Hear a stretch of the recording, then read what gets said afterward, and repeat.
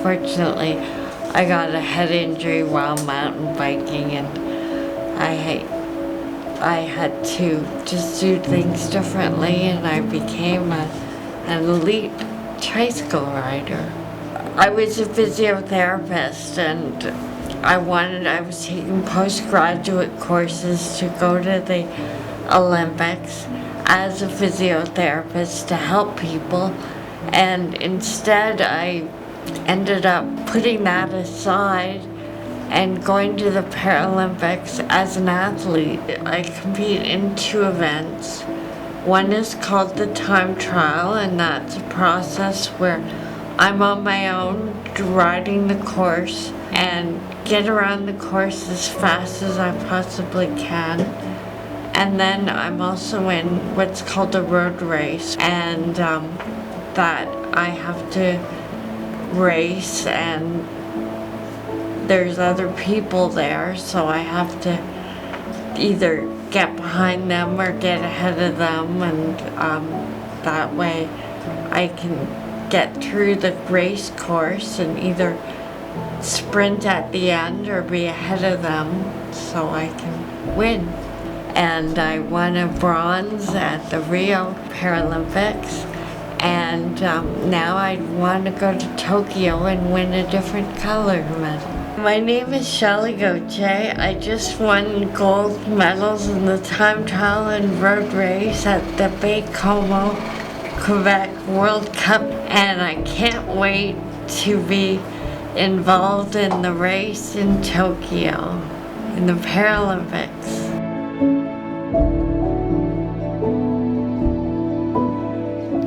Hello, my name is Victor Tilani, and I'm with the Engineering Services Division at Proto 3000.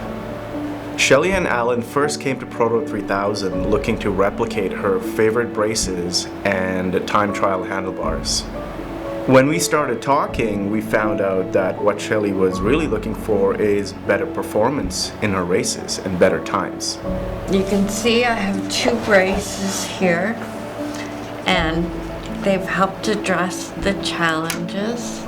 I had one brace made for me for the bike, and it was very wobbly and very, the consistency wasn't very good. And Proto has made me one from that model, which is really stiffer, harder. I can put my weight through it. So it's really a better model, and it transfers energy better. So I think the energy transfer will really help me go faster. When we started first designing and working on her braces and handlebars, we discovered that not only can we replicate them, but we can also improve upon them so that she could have a better performing brace or a better performing handlebar. I'm JP Bisaki, and I'm one of the senior designers here at Pro 3000. For the new 3D printed, I guess we'll speak about the leg brace. The brace where she previously had it was 2 sections with a metal piece combining the 2 together. We noticed that there's a bit of play in it, and when you're riding a bike, with her case, we had to figure out different ways of making the actual brace stiff. So that means thickening in certain areas, which traditional manufacturing you cannot do. In traditional, you would most likely have everything all one uniform thickness, but with 3D printing and the technology we used, we're able to thicken up different areas that we would see that she would require more force in that area. As we want as much force as she can put onto the pedals is right there, rather than have it being wasted and having it torque out of place. The new 3D printed brace is not as wobbly as the old brace, and it's able to take the energy I put in it direct down into my pedal. So the energy goes from my leg straight down through my pedal. So I'm pedaling harder and faster, and that will help me win. My name is Alan Greer. I'm part of Team Shelley, and I've been absolutely honored to work with Shelley over the last 13 years. in both brace development, trike development, training. I'm her training partner as well as her life partner. And it's just been an absolutely wonderful experience.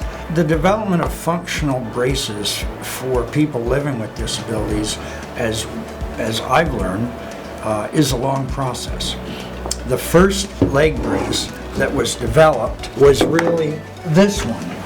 And this, as an example, this was a walking brace that Shelley had.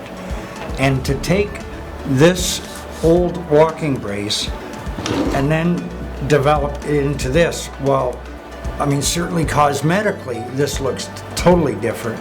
The structural changes are very dramatic, but they took place over a 10-year, and I can easily say 7 or 8 renditions to move from this to this. And that development process takes a wonderful team effort between the orthotics industry and the 3D industry.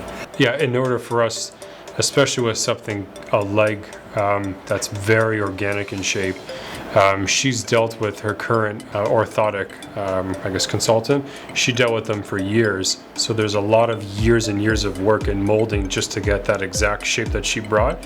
For us to kind of do that without a scan, it would be almost impossible to get it right on the first try.